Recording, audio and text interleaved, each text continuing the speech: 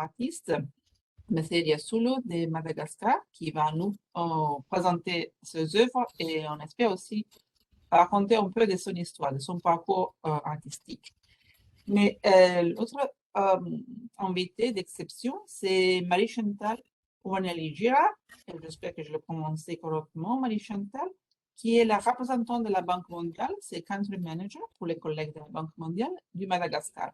Donc, comme vous pouvez bien comprendre, c'est la personne qui connaît de plus proche les activités de la banque dans les pays. Alors, cette conversation, c'est une conversation qui fait partie de l'exposition virtuelle We Are Africa, the Power of Women and Youth, c'est-à-dire Nous sommes l'Afrique, les pouvoirs des femmes et des jeunes gens. C'est une exposition virtuelle qui a commencé il y a 2 ans. Et chaque mois, on a une rencontre avec un artiste et un expert de la banque pour parler de plusieurs thèmes qui sont relevants pour la mission de la banque et surtout qui sont relevants pour le travail de l'artiste.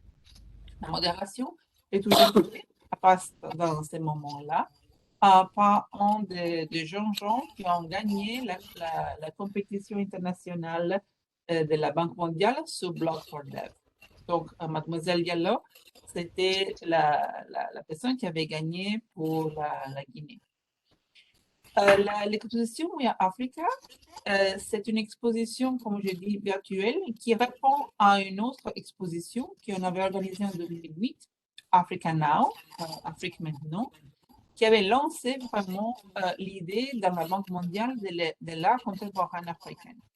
Et je dis pas seulement lancé dans la Banque mondiale, parce qu'on avait brisé, si vous voulez, les stéréotypes sur l'art contemporain africain, sur l'art africain en général, mais a vraiment lancé la carrière de plusieurs artistes dans le niveau international, parce que depuis là, il y a les maisons des enchères, et il y a les galeries, même les musées ici à Washington, de l'art africain, qui ont commencé à présenter les mêmes artistes que nous, on avait présenté pour la première fois sur la scène de l'exposition africaine. Maintenant, avec Nous sommes l'Afrique, on veut faire quelque chose de différent. Dans la première exposition, on présentait l'Afrique au monde. Maintenant, on veut que l'Afrique parle à soi-même, c'est-à-dire donner l'espoir et la possibilité aux artistes de faire partie de la conversation sur le futur du continent. Et donc, avec ces mots, je voudrais bien passer la parole à notre ami Diasulu. Je suis enchantée, je fais mes compliments aussi pour vos succès professionnels, mais aussi pour votre gentillesse à participer à cette conversation. À vous. Oui, bonjour, bonsoir à tous, bonjour pour ceux qui sont aux États-Unis. Donc je suis effectivement très honoré, très fier de pouvoir représenter Madagascar et d'être invité pour représenter, on va dire, les artistes malgaches qui sont concernés, par les changements, les problématiques que l'humanité va affronter d'ici quelques années. Donc, c'est vraiment un grand honneur pour moi de pouvoir participer à ce programme-là, We Are Africa. Voilà, donc voilà, je vous laisse, vous donne la parole, Madame Galvani.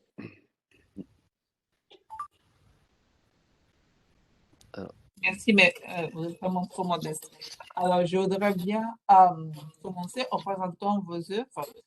Donc, Juliana, s'il te plaît, si tu peux commencer à les faire partir. Ah, non, pardon, c'est ma faute. On commence avec Marie-Chantal, excusez-moi, Diasulu. Marie-Chantal, mes excuses. En effet, comme vous voyez, je ne suis pas la modératrice officielle, donc mes excuses encore. Marie-Chantal, c'est à toi de présenter la situation du pays et ton point de vue sur le rôle des artistes pour aider ton travail. Et merci encore. Bon, merci Marina et merci de m'avoir invité à cette discussion. Personnellement, je suis vraiment impressionnée par le travail des artistes à Madagascar. Et donc, ça me fait vraiment plaisir aujourd'hui de joindre cette discussion. J'ai pensé que pour lancer la discussion aujourd'hui. Je voulais un peu présenter quelques éléments pour vraiment situer le travail dont on va discuter aujourd'hui. Si peut-être ils peuvent défiler les slides. Donc, Madagascar, c'est quand même un pays qui est, de par sa position, a vraiment subi des chocs de tout niveau. Comme tous les pays du monde, Madagascar a été frappé par Covid. Et bien que les chiffres ont été relativement bas, on dirait, vraiment l'impact économique a été très important. Donc la récession qui a été connue en 2020 est 3 fois plus importante que la moyenne de l'Afrique. Elle s'est située aux environs de moins de 7,1%. C'est vraiment presque le progrès qui avait été fait pendant au moins 10 ans qui a été enlevé en un an ou en 2 ans.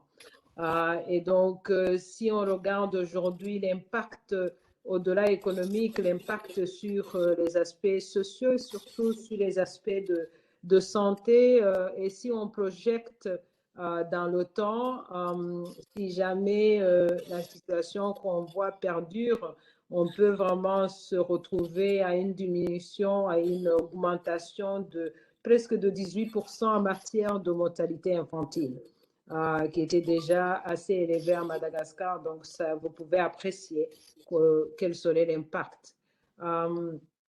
Et malheureusement, le taux de vaccination aussi, qui est quand même peut-être un facteur de diminuer les risques tels qu'on l'a vu actuellement dans d'autres pays, et ne se situe qu'à 4% de la population aujourd'hui.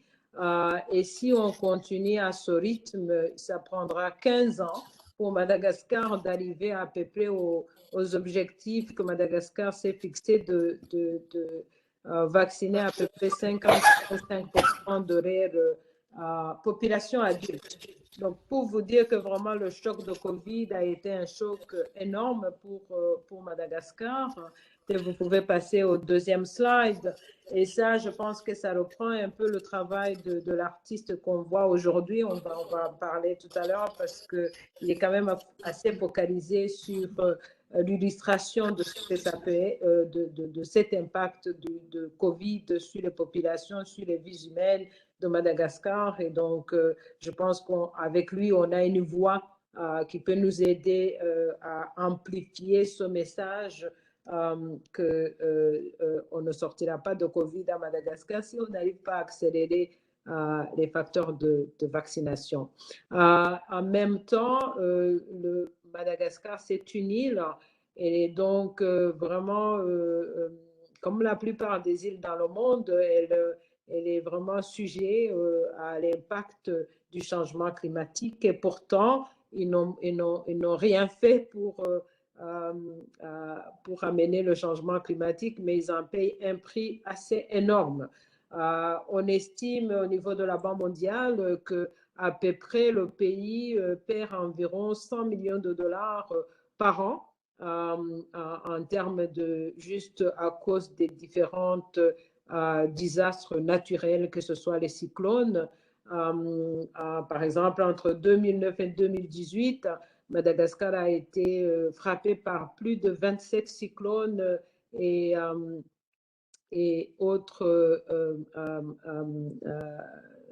tropical storms et qui a été suivi par vraiment des inondations. C'est d'ailleurs quelque chose que l'artiste vraiment illustre dans tout son travail qu'on va voir tout à l'heure. Cette année, ça a été vraiment encore plus fort parce qu'on a connu à Madagascar 5 cyclones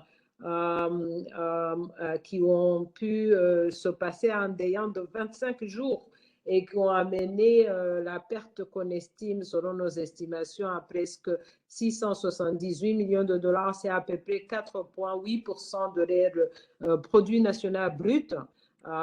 Et donc, c'est pour vous dire quel est le coût que ça fait. Donc, même le développement qui se fait est juste enrayé en quelques heures ou en quelques minutes. Bien entendu, cet impact sur le produit national brut se fait à travers le temps, mais néanmoins, ça veut dire que si le pays n'a pas les capacités ou n'est pas renforcé sur ces aspects-là, ça veut dire que tous les efforts économiques qu'on fait ou tous les efforts de développement peuvent être enrayés en quelque temps. C'est évidemment un sujet qui est très, très important dans notre programme au niveau de Madagascar, puisqu'on reconnaît que Madagascar est vraiment un pays très, très vulnérable. Il est le numéro 165 sur les 182 en termes de vraiment d'être vulnérable au changement climatique. Et selon les projections qu'on en fait, si la situation reste comme ça, Madagascar sera un pays qui peut atteindre les niveaux de presque 4,57 degrés, donc au-delà de 1,5 de là, vraiment d'ici 2100. Donc, tous les efforts doivent être faits, y compris la voix de nos artistes. La photo que vous voyez, d'ailleurs, là, c'est la photo de l'artiste. Je pense que c'est peut-être un des gens qui pourra nous expliquer. Je pense que ça doit être peut-être au sud ou quelque part comme ça. Donc, qui montre vraiment comment le changement climatique est une réalité et que donc, vraiment, la façon de renforcer la capacité de protéger le pays contre tous ces chocs naturels devient extrêmement important. Et donc, la voix de nos artistes devient extrêmement important. Mais tout n'est pas aussi négatif. Je voudrais passer au slide suivant. Madagascar, contrairement à beaucoup d'autres pays, a quand même beaucoup de choses qu'ils peuvent offrir. Autant ils subissent l'impact du changement climatique sans en avoir été responsable, autant Madagascar peut être vraiment une réserve d'absorption du carbone. De par ces 5% de biodiversité dont il engrange. Il n'y a pas beaucoup de pays dans le monde qui puissent au moins avoir cet avantage, peut-être le Brésil et sur le continent, la RDC ou le bassin du Congo. Mais donc, ça veut dire que d'un côté, Madagascar, autant il est victime du changement climatique, autant Madagascar peut faire sa contribution pour en fait absorber les carbones. D'ailleurs, la Banque mondiale a tout un programme avec, à travers le programme qu'on appelle REDD+, dans lequel le gouvernement a pu quand même avoir quelques fonds environ de 50 millions de dollars en contrepartie de l'absorption des carbones qui sera fait à travers des programmes de réforestation et qui pourront in fine profiter aux communautés, lesquelles communautés devront protéger ces forêts. Donc, ça devient un cercle presque de la vie. Madagascar a plus de 5% des mangroves dans le monde. Et comme vous le savez, les mangroves peuvent absorber 17% plus de carbone que d'ailleurs les forêts. Et donc, ça aussi, c'est un avantage que Madagascar a et que nos artistes peuvent illustrer également. Madagascar a plus de 5% d'espèces qui sont vraiment endémiques de toutes les espèces qu'on retrouve dans le monde, dont 80% ne sont retrouvées qu'à Madagascar seulement. Donc, tout ça pour dire que le travail qu'on va discuter tout à l'heure avec M. Lazo, oh my God, je n'ai pas prononcé le nom, je m'excuse. C'est pas grave, Rizasoul. Ok, Rizasoul. Ok, merci beaucoup. Donc, le travail qu'on va discuter de M. Rizasoul, cette fois-ci, je ne vais pas oublier, hein, je vous promets, il vraiment touche à ces problématiques. Et moi, ce que je vois, nous, on est l'institution de développement, on est un partenaire du gouvernement, mais je nous vois aussi comme un partenaire de ces artistes qui peuvent porter la voix beaucoup plus forte que nous à travers les œuvres d'art, à travers les photos dans ce cas-ci, et pouvoir vraiment illustrer encore mieux ces chocs que subit le pays, mais aussi ces opportunités et être un partenaire pour l'institution que nous sommes pour pouvoir vraiment amener, comme on dit, all the hands on the deck. Parce que je crois que c'est ce qu'il faudrait.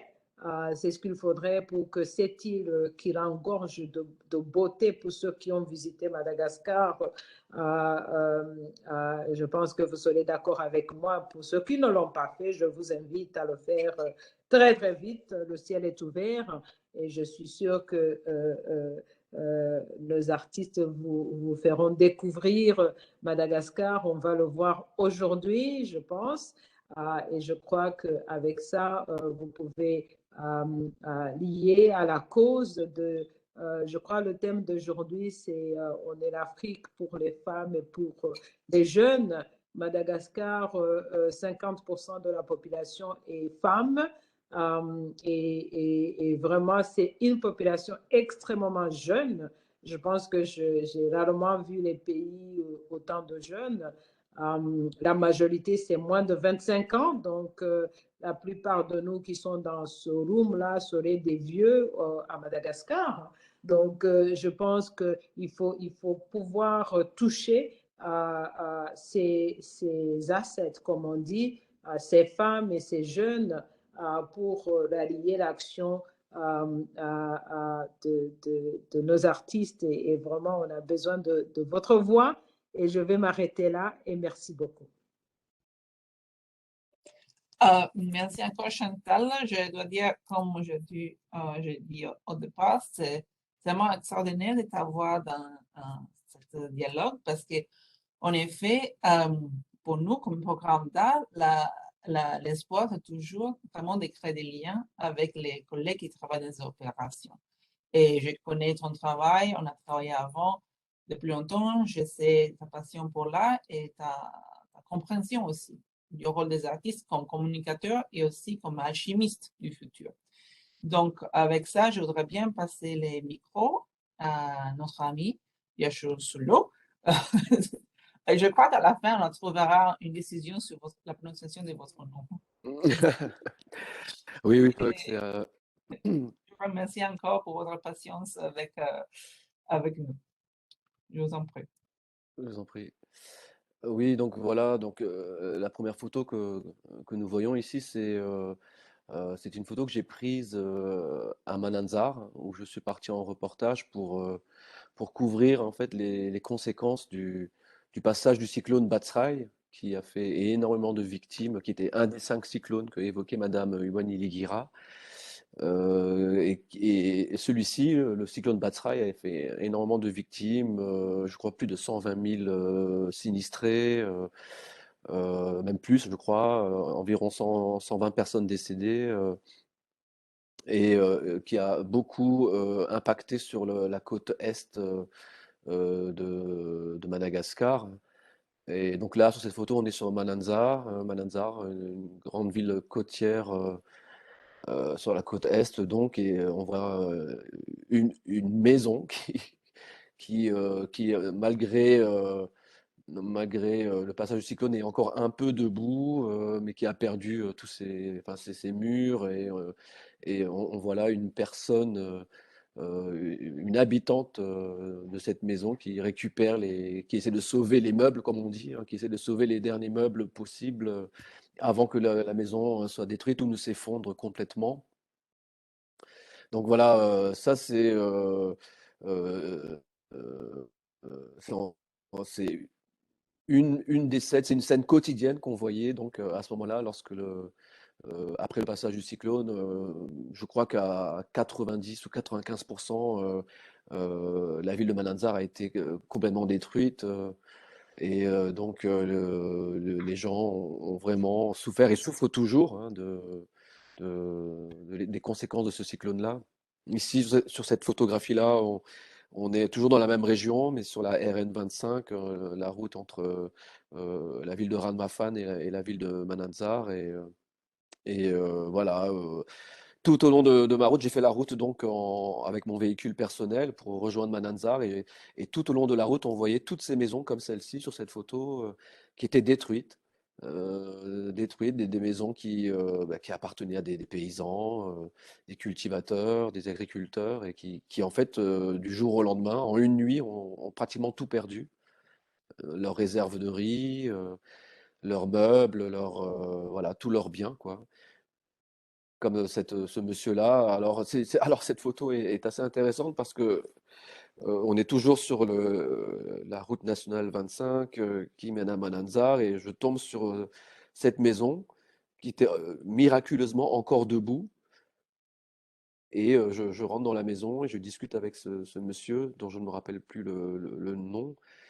Mais c'est une des personnes qui n'avait pas pu, comment dire, se réfugier avant le passage du cyclone, qui n'avait pas pu se réfugier chez des voisins ou chez des membres de la famille qui auraient pu comment dire, l'héberger le temps que le cyclone passe. Et cette personne-là, ce monsieur-là, est resté toute la nuit tout seul dans cette petite case. N'ayant pas de famille apparemment, les autorités n'étant même pas au courant qu'il existait. C'était assez triste parce qu'il était resté tout seul toute la nuit en attendant que le cyclone passe. Il était malade aussi. Enfin, il est malade. Je pense qu'il avait des problèmes de tension, d'hypertension. Et donc finalement, miraculeusement, sa maison n'était pas tombée, quoi. Voilà. C'était les petits moments, les petits miracles possibles qu'on peut voir à Madagascar comme ça, où voilà, les gens, certaines personnes sont épargnées. Ici, on est toujours sur cette photo-là, on est toujours à Mananzar. Là, on est un peu plus vers le nord, là, on est au sud d'Antananarivo, la capitale donc de Madagascar, et on est là à Antsirabe qui a aussi subi quelques dégâts. Donc là, ce sont carrément des arbres. Je crois centenaires qui sont tombés. Et donc là, les autorités de la ville ont déjà prédécoupé les arbres pour pouvoir les dégager. Donc voilà, en fait, tout au long de mon périple d'Antananarive jusqu'à Mananzar, donc j'avais suivi la route nationale 7 puis la RN25, et on voyait des paysages complètement détruits, en désolation, des arbres coupés, des routes ensevelies sous des tonnes de terre. Donc c'était un peu comment dire, un spectacle de désolation après le passage du cyclone Batsirai. C'était voilà, donc les autorités administratives ont fait en sorte de réhabiliter tout ça, de réhabiliter les routes, de dégager les routes, de reconstruire un peu les maisons. Mais bon, c'est jusqu'à maintenant, je crois que la population de Mananzar, comme ici sur cette photo, ils sont toujours en détresse, quoi, hein. Et évidemment, il y a plus de, ils ont perdu leur culture. Je crois que la Djerama a mis du temps à pouvoir remettre l'électricité. Donc voilà, je crois que Madame Ioanni Liguera pourra me corriger, mais je crois que la présidence a demandé des aides à la Banque mondiale pour pouvoir réhabiliter ces régions, pour pouvoir leur redonner un peu de respiration, on va dire, économique. Voilà quoi. Et voilà, mais en tout cas, voilà, il y a par exemple cette famille-là, pareil sur la route, sur la RN25, qui elle aussi me racontait, cette dame avec ses trois enfants, me racontait la nuit d'horreur, de cauchemar qu'ils ont vécu en étant, comment dire, barricadés dans leur petite épicerie au bord de la route. Donc ça a été très compliqué pour eux aussi. Et miraculeusement, il y a juste le toit qui s'est envolé, mais les murs ont tenu. Donc voilà, ce sont des personnes comme ça. Je m'attache beaucoup lorsque je suis en reportage, je m'attache beaucoup à surtout témoigner de ce que les gens ont vécu dans des situations de ce genre. Donc là, le passage du cyclone, c'était un événement quand même important, je pense, pour les populations de l'Est de Madagascar, car d'après les témoignages que j'ai recueillis, les personnes les plus âgées me disaient qu'ils n'avaient pas vu un cyclone aussi puissant depuis les années 2000, depuis la fin des années 90, début des années 2000. Donc, ça a été vraiment impressionnant pour eux et très difficile à vivre aussi pour ces populations, quoi. Mais bon, voilà. Disons que, disons que voilà, c'est le peuple de l'Est de Madagascar a l'habitude on va dire, ils sont un peu dans une forme de fatalité, donc ils ont l'habitude de subir d'année en année des passages du cyclone, mais celui-ci, Batsirai, a été très très très puissant, quoi. Ici, on est à Antananarive, là dans le quartier de 67 hectares. Et là aussi, Antananarive a subi des inondations assez impressionnantes, quoi, qu'on n'avait pas vécues de mémoire depuis 2016. Je crois que c'était en 2016 où il y a eu de grandes inondations à Antananarive. Et là, cette année, la population, surtout la population qui vit comme on dit, dans les bas quartiers, ont vraiment subi d'énormes inondations. Ici, on est dans un gymnase à Nkoronjan, dans le quartier d'Nkoronjan, où plusieurs milliers de personnes ont dû être accueillies car leur maison était sous l'eau. Donc, ce sont des populations du quartier d'Nkoronjan. Et voilà, tout le monde est entassé là. Il faut savoir que, voilà, quand je dis entassé, encore le mot est faible, hein. Je crois que les gymnases ont très vite été en surpopulation. Donc il faut imaginer tous les problèmes d'hygiène, les problèmes sanitaires qu'il y a eu liés à cette surpopulation-là. Donc, mais je crois que les autorités ont quand même, on va dire, réussi à faire un bon travail le BNGRC, donc le Bureau national de gestion des catastrophes. Je crois qu'ils ont fait quand même un bon travail d'organisation avec le peu de moyens qu'ils ont. Ils ont réussi quand même on va dire, à sauver les meubles, entre guillemets. Donc, en tout cas, moi, personnellement, je salue ce travail-là, même si tout n'était pas. Il y a eu beaucoup de couacs, il y a eu beaucoup de problèmes au niveau logistique, mais bon, plein de choses auraient pu être mieux organisées, mais en tout cas, ces inondations-là, cette tempête qui s'appelait, alors je ne vais pas dire de bêtises, mais je ne me rappelle même plus, c'est Aina, non, je crois, ou oui, Ina, bon, je ne me rappelle plus. Anna. Anna, voilà, Anna. Cette tempête a surpris vraiment tout le monde, quoi, que ce soit les Tananariviens, les autorités de la sécurité civile, le BNGRC, ça a vraiment surpris tout le monde et voilà, en l'espace de 48 heures de pluie, tout le monde s'est retrouvé sous l'eau. Voilà, donc, et encore une fois, mon travail à moi en tant que photojournaliste, en tant que photographe reporter, photographe documentaire, d'aller au plus près des personnes qui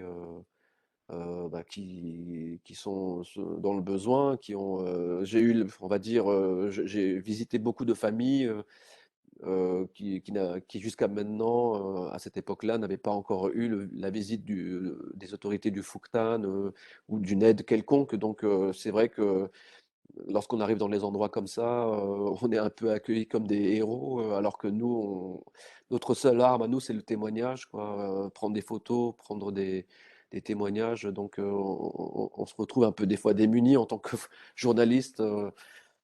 Mais en tout cas, voilà, au moins, voilà, on a pu montrer aux autres, ou même aux autorités, que voilà, il se passe ça, ces gens-là ont besoin d'aide.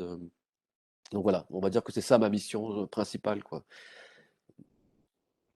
Donc voilà. Alors ici, nous sommes complètement de l'autre côté de Madagascar. C'est un reportage que j'avais réalisé en septembre pour l'agence France Presse. Nous sommes dans le sud de Madagascar, dans les régions d'Ambossar Sud et Ambouvoumbe. Et là, je faisais un reportage sur ce qu'on appelle le kéré. Alors le kéré, c'est une période de sécheresse que subissent tous les ans, on va dire, tous les ans depuis une décennie, que subissent les populations du Sud. Donc c'est une période de sécheresse qui, euh, qui ne permet pas donc aux cultivateurs locaux de cultiver, de cultiver, de produire voilà, leurs manioc, leurs tomates, par exemple. Et donc cette période de sécheresse-là, vu qu'ils ne peuvent plus cultiver, vu qu'il n'y a pas assez d'eau, les met dans une situation de précarité assez immense parce qu'ils ne peuvent plus vendre leurs produits en fait. Et cette période de sécheresse-là, qu'on appelle donc le kéré, cette année a été particulièrement intense. Elle a duré plusieurs mois, je crois de mai jusqu'à septembre, en tout cas fin août, début septembre. Et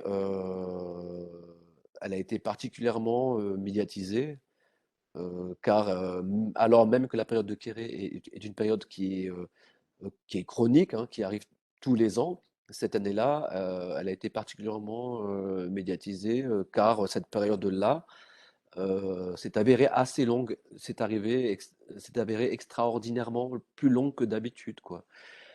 Donc, on pense que cette prolongation de cette sécheresse-là est due au changement climatique, bien que le Kéré ne soit pas en soi dû au changement climatique, mais cette année-là, on pense que cette période de Kéré a été plus longue à cause du changement climatique, donc à cause du manque de pluie, qui se fait la pluie qui se fait de plus en plus rare dans le sud de Madagascar, quoi. Alors il faut savoir qu'après cette période de sécheresse-là, le sud de Madagascar a subi eu sa part de cyclones, hein, énormément d'eau qui ne sont pas malheureusement pas restés longtemps, qui n'ont pas eu le temps de vraiment d'intégrer la nappe phréatique. Donc voilà, donc, le sud de Madagascar, pour moi, c'est un peu une des régions, on va dire, du monde qui concentre un peu tous les phénomènes catastrophiques, hein, la sécheresse, les cyclones, un problème de gouvernance aussi locale, il ne faut pas oublier, un manque d'infrastructures assez énorme, même si je crois que maintenant il y a un projet de réhabilitation de la route nationale 10, enfin.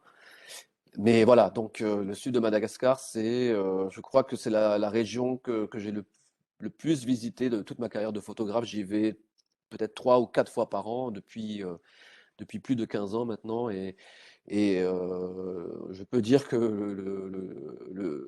durant ces 15 ans de visite dans le sud, pas grand-chose a changé, malgré qu'il y ait eu des programmes de développement, etc. Mais bon, il y a encore du travail à faire, quoi. Il y a encore énormément de travail à faire on va dire, pour réhabiliter le sud, ces grandes ethnies qui sont là-bas, qui sont dans la survie, hein, depuis vraiment plusieurs décennies, quoi.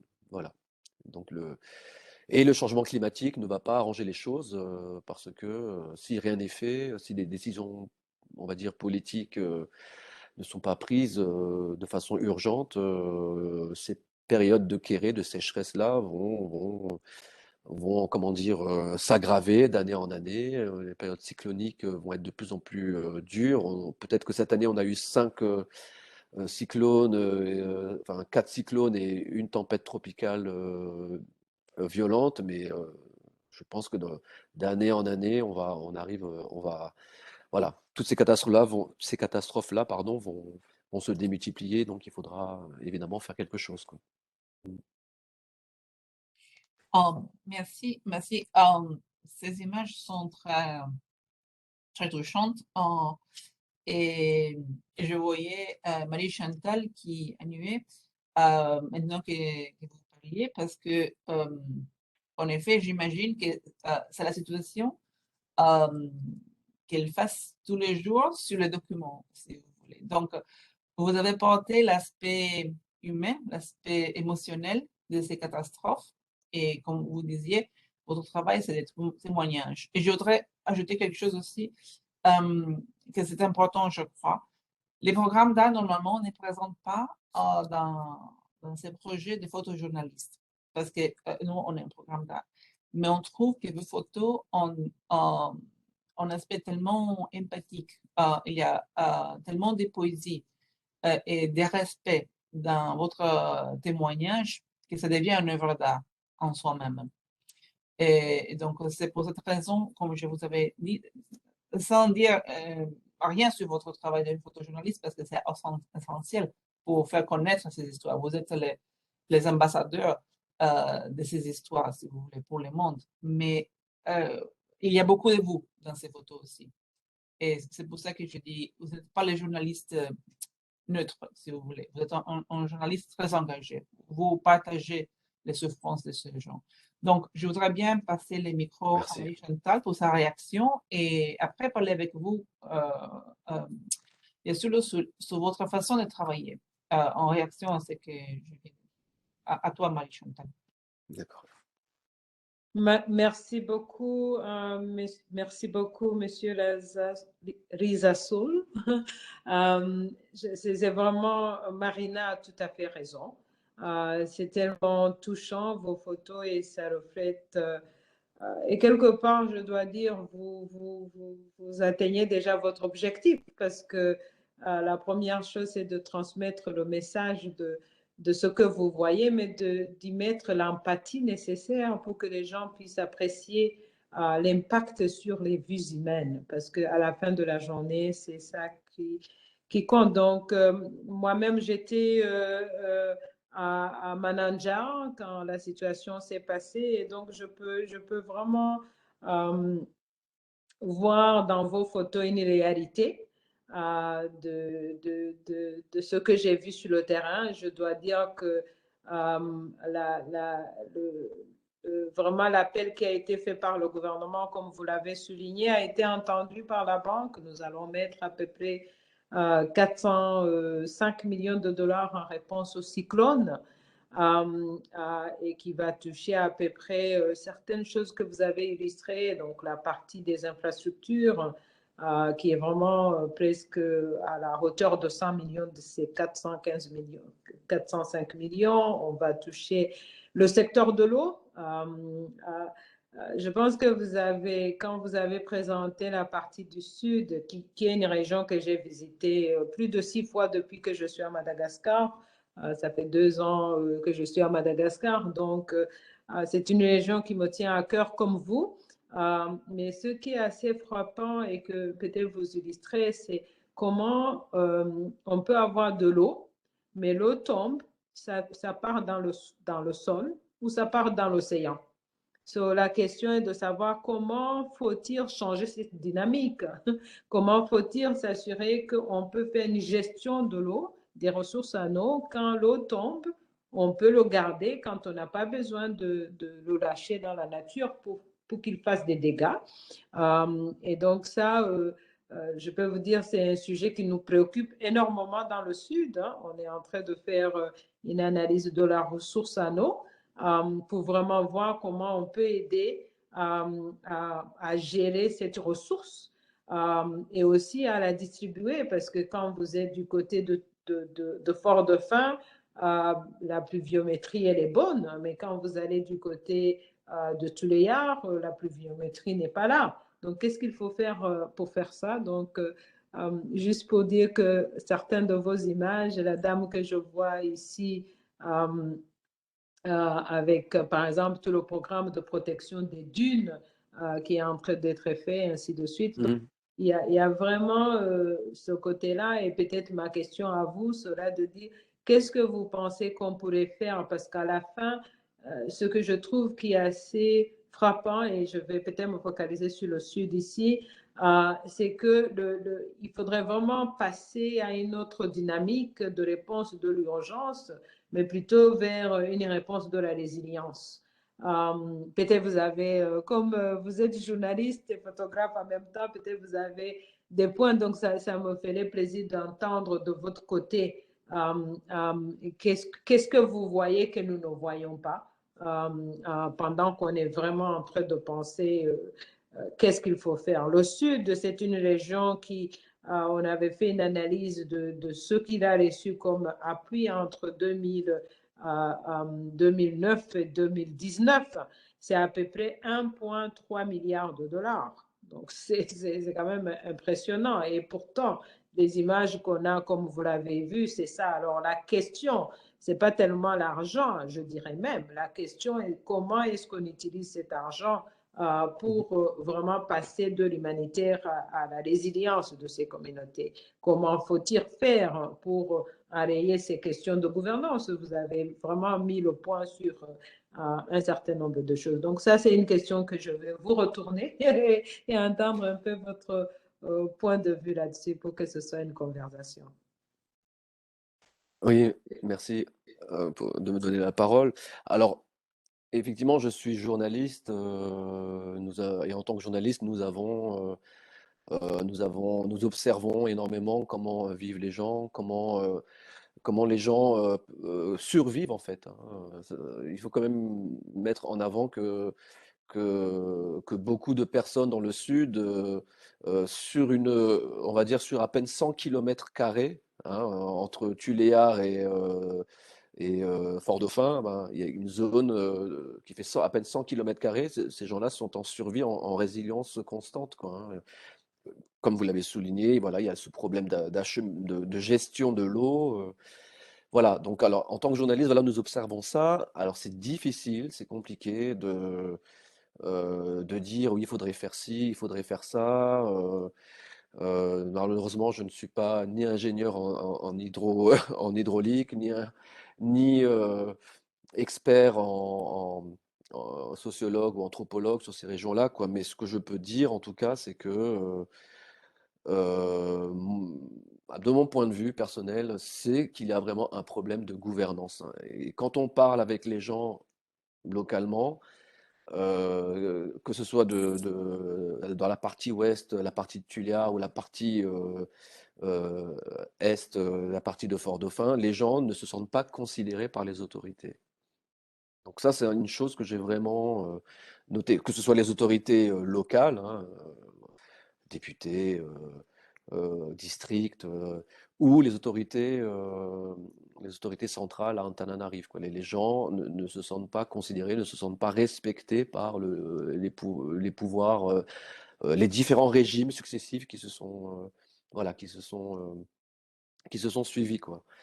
Et comme je le disais au tout début de mon intervention, voilà, moi qui ai vu le Sud, qui ai visité le Sud depuis 15 ans et environ 3 à 4 fois par an, je n'ai jamais vu vraiment de changement d'un point de vue infrastructurel, hein, je veux dire, hein.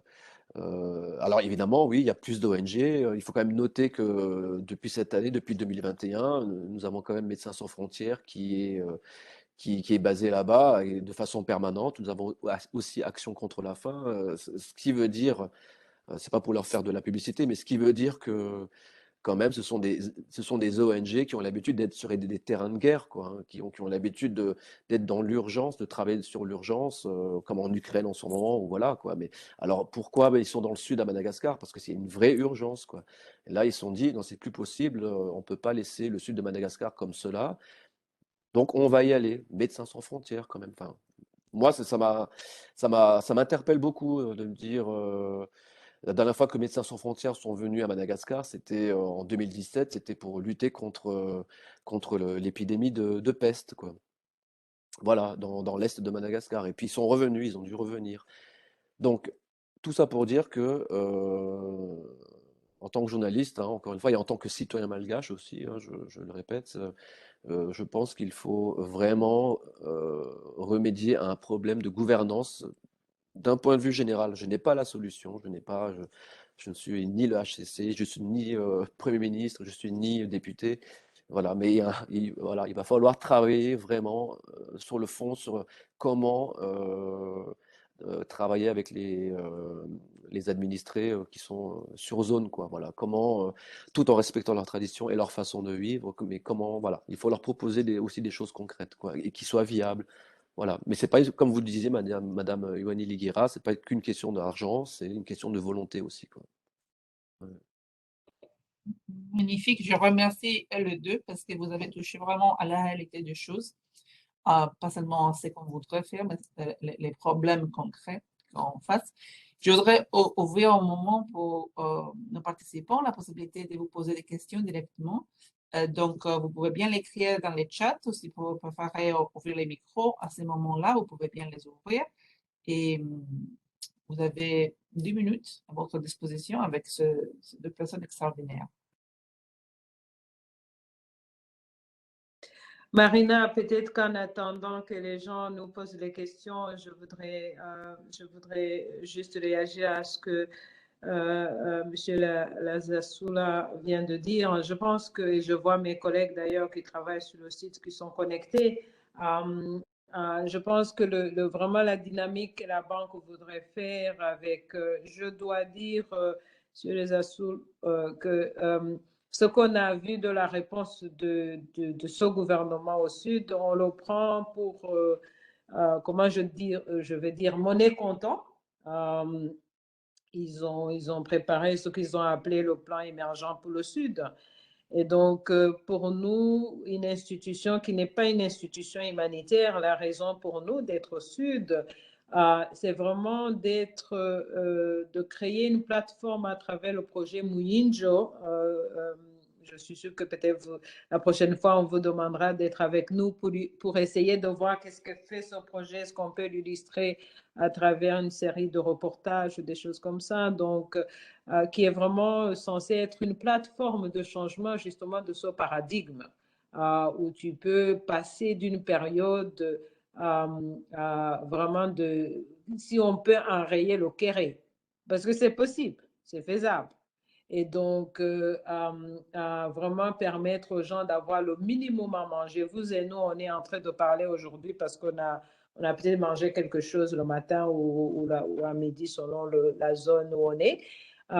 Et donc, avoir la question d'eau qui devient centrale et toute la question de gouvernance, parce que vous avez raison. Donc, que faut-il faire pour vraiment commencer à donner la capacité, mais aussi la voix au peuple de demander la livraison des services.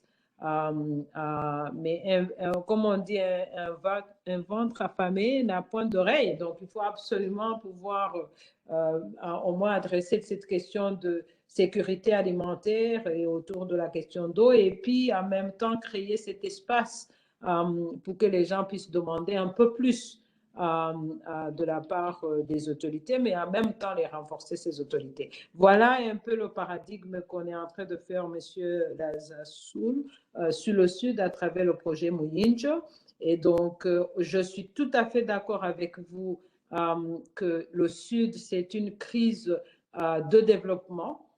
Donc, la question des infrastructures devient importante. Voilà pourquoi on vient d'accepter de faire la RN10 qui va compléter un peu le travail de l'Union européenne, le travail de la BAD. Donc, je pense qu'on veut saisir ce moment. Hein. Je ne vais pas être naïve parce que, comme vous l'avez dit, ça fait 15 ans que vous visitez la région et rien ne se passe.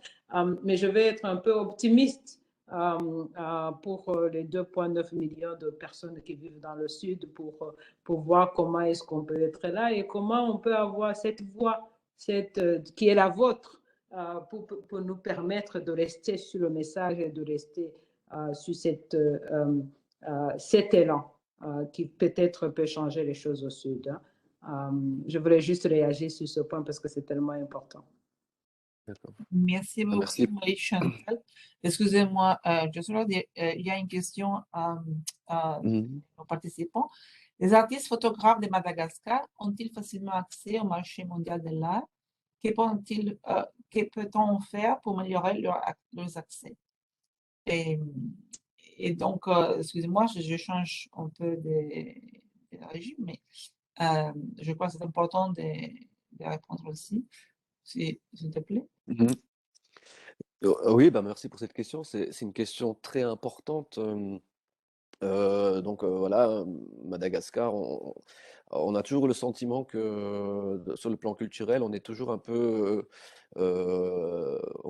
loin de tout, quoi.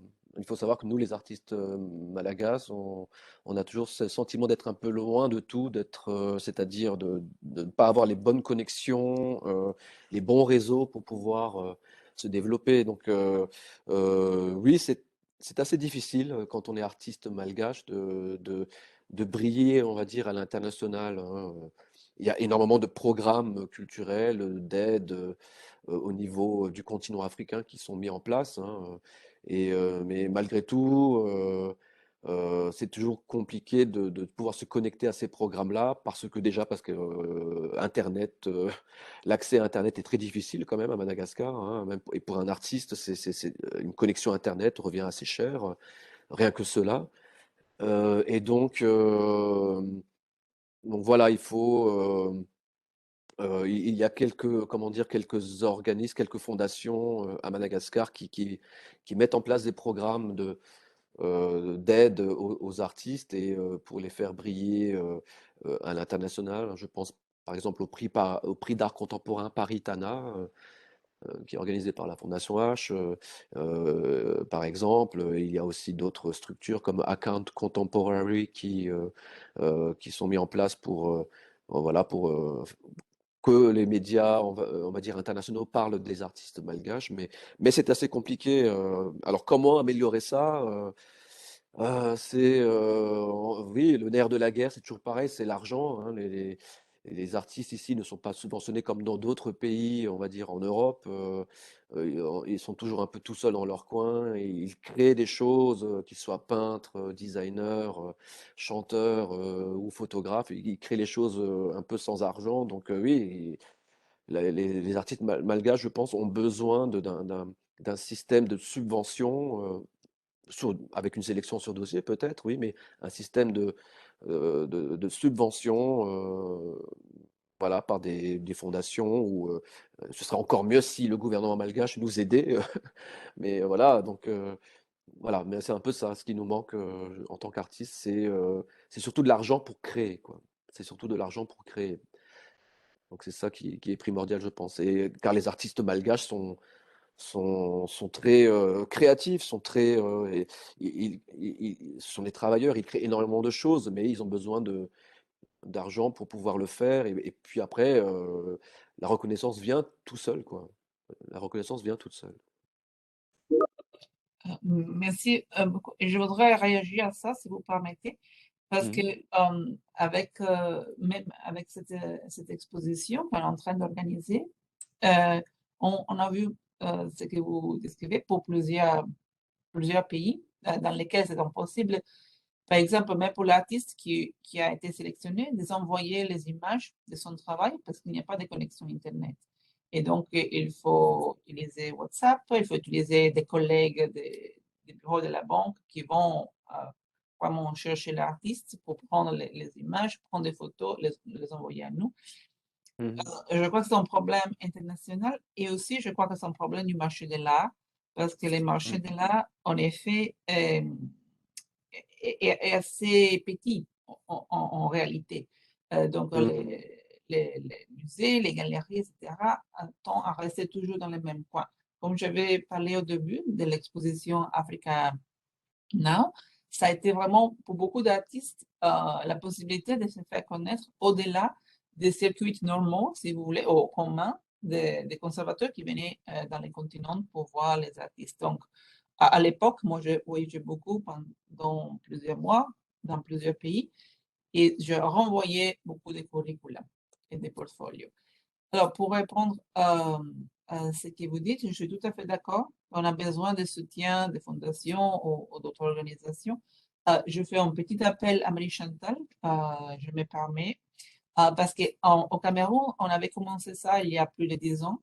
Chaque année, on fait une exposition internationale du Cameroun, camerounais, qui n'avait absolument pas de, si vous voulez, présence internationale. Et maintenant, avec l'appui de la banque, avec les sports qu'ils ont organisés, ça a commencé à avoir de plus en plus des visibilités, pas seulement à l'international, mais même dans les pays, parce que c'est central aussi très souvent. On a réussi à avoir l'accès à l'intérêt du marché à l'extérieur, mais pas du marché interne. Et donc, si vous voulez, status symbol, l'image de la banque dans les pays est tellement forte qui peut aider les artistes aussi à se faire connaître dans leur propre pays. Et je peux dire, pour le Cameroun, ça a déclenché une grande expo qui a été pour la première fois ouverte par les ministres de la Culture dans la Galerie nationale. Et donc, ça a été un grand succès, je dirais, des collègues du Cameroun qui, depuis 10 ans, ont travaillé avec nous pour organiser ce projet. Et je sais que ce n'est pas la priorité de la banque, donc je ne vais pas mettre plus de responsabilité sur Chantal, je sais qu'elle a déjà énorme. Mais je crois que la banque pourrait vraiment jouer un rôle, surtout dans les pays où il n'y a pas de structure locale qui peut faire quelque chose comme ça. Mais je vois Chantal qui voudrait réagir. Mhm. Non, non, Marina, comme je te l'ai dit, la raison pour laquelle je voulais participer à cette conversation, c'est parce que je pense qu'il y a un rôle à jouer. Je crois que dans le cas de Madagascar, il faut avoir all the hands on the deck. Donc, on a eu, Marina, à sponsoriser des expositions de photos d'ailleurs qu'on avait commanditées sur l'ensemble des activités de la Banque mondiale à Madagascar. Donc, et je pense qu'à la sortie de cette discussion, on va, dès que je rentre à Tana, je vais pouvoir rencontrer Monsieur Rizosoul. Comme ça, on va voir réellement qu'est-ce qu'on peut faire. Je crois comprendre aussi, Monsieur Rizosoul, que le gouvernement est en train de créer ce centre d'art. Je ne sais pas exactement. Oui, c'est l'Académie des Arts, oui. Voilà, l'Académie des Arts. Donc, mais en tout cas, de notre côté, je crois, la voie qui est la vôtre. Donc, notamment et même sur des aspects comme le Covid, on a déjà commencé nous-mêmes au niveau de la banque de créer un partenariat avec les artistes pour essayer de voir comment est-ce qu'on peut utiliser votre voix pour nous aider à vraiment comprendre le contexte malgache, mais à l'illustrer aussi et à pouvoir amener les gens à comprendre pourquoi il faut se faire vacciner, qu'est-ce que ça veut dire, ainsi de suite. Mais de façon plus générale aussi à vraiment faire un team-up avec vous. Par exemple, ma collègue Jo qui vous posait la question, quelle est l'appui des journalistes, et elle a chargé de projet sur le Sud. Donc, vraiment, à avoir ce genre de partenariat pour essayer de voir comment est-ce qu'on peut changer ces choses-là, parce que comme vous l'avez dit, ce n'est pas seulement que de l'argent, mais c'est aussi la compréhension et vous avez l'avantage d'être là où parfois on ne va jamais. Donc, ça nous permet d'utiliser votre voix aussi, et non seulement pour nous challenge et nous mettre keep us on our toes, comme on dit, mais en même temps de nous donner le genre d'éléments qu'on n'a pas. Hein. On dit toujours que les médias, les artistes, pour moi, c'est comme la quatrième voie de redevabilité qu'on n'a pas nécessairement. Donc, Marina, je prends ton challenge à main. Je vais essayer de voir qu'est-ce qu'on peut faire, comment est-ce qu'on peut travailler avec Monsieur Lisa Soul et les artistes. Personnellement, je suis très attachée à l'art artiste, à l'art malgache, Monsieur Lisa Soul. Donc, j'ai commencé déjà vraiment un genre de partenariat avec certains membres du secteur privé pour pouvoir créer un espace pour pour vraiment les artistes malgaches, parce que je crois qu'il y a du potentiel. Et donc, et je vais continuer. Donc, quand je vous verrai, on va pouvoir avoir ces discussions et voir réellement comment est-ce qu'on peut amplifier cette voix qui est très, très importante. J'étais très impressionnée par votre analyse sur le Sud, parce qu'elle est en ligne de ce qu'on pense, et je suis sûre que mes collègues qui sont en ligne seraient d'accord aussi. Donc Marina, tu viendras à Tana pour qu'on puisse lancer ce partenariat, n'est-ce pas, Marina? Absolument, avec plaisir, Marie-Chantal. En effet, sans bavarder, je suis ravie que tu sois là, Marie-Chantal, et que cette conversation, on espère, aura des fruits Mm. de rapprochement. Et malheureusement, il faut fermer notre conversation. Je voulais remercier tous qui avaient participé. Et la conversation a été enregistrée, va être sur YouTube et ça va être partie de l'expo. Donc, merci encore et on reste en contact. Merci à vous. Merci à vous toutes. Merci encore. Et je vois, il y a des messages justement pour vous. Une invitation à l'île Maurice. Donc, Ah, oui, d'accord. Génial. D'accord, ben, avec plaisir.